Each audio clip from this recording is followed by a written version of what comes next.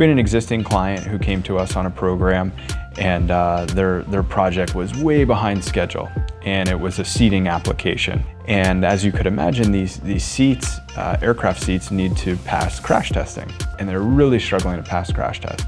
They came to us and they said, we're way behind schedule, we need your help, you got any ideas? So the typical production process of a composite component means making tooling, making the part, getting it to the client.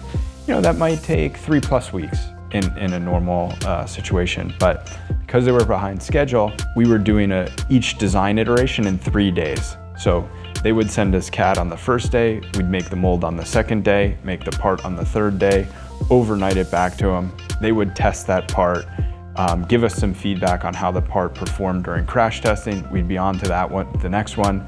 We did probably 10 iterations of that cycle to get them what they need.